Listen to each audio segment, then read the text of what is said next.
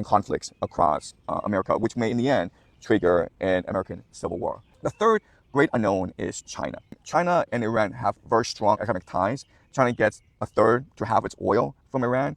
If Iran were to fall and America were to control the oil supply, then the Chinese economy would be in a lot of trouble. Geopolitically, this would be very, very bad for China.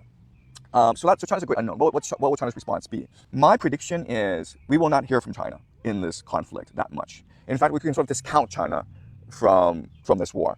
And there are reasons why. Okay? The first major reason is China doesn't really have a grand geopolitical strategy. It doesn't really understand its place in the world. It doesn't have a theory to explain its place in the world. So remember, previously I discussed the Heartland thesis, the Mackinder thesis, where both America and Britain need to stop a hegemon emerging to unite the Eurasian continent. Okay? Because if a land power would emerge, maybe Germany, maybe Russia, were able to unite Europe and Asia together, then that would destroy America and Britain's capacity to control global trade.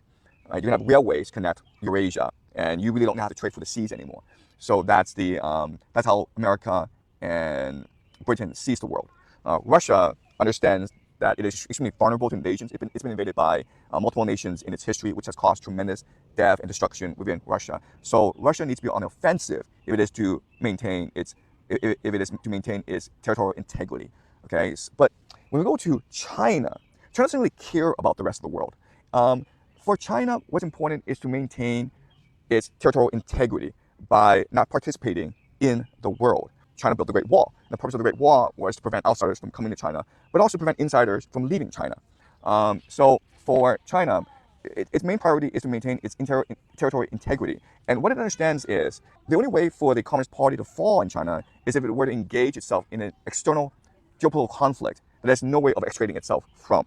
That's why China's not going to get involved in this war in the Middle East. And at the end of the day, if the United States conquers Iran and forces China to pay twice, 3, 4 times as much for oil, then China will just absorb the cost.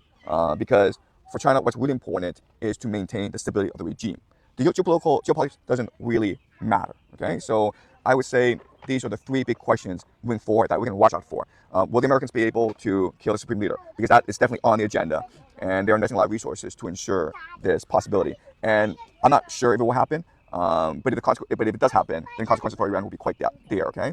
Another unknown is Russia. What Putin will do. I think it'll be almost impossible to truly gauge his intentions and strategy moving forward. The last unknown is China. Will China participate in this conflict on the side of Iran? My prediction is, if there's participation, it'll be very limited. So China will supply supplies, armaments, but it will not intervene on behalf of Iran to the degree that Iran would really want. One last thing I want to talk about is, some of you have been curious as to how I've been able to so accurately predict the contours of this war. And so the quick answer to this is, I use a new analytical model called game theory. And game theory is something that I will discuss in greater detail over the next few months as I analyze this war even more. Game theory is not a secret. I mean, it's not something that's impossible to learn. My hope as we move along is to teach everyone the ability to use game theory to analyze geopolitics in order to anticipate events and to prepare for events.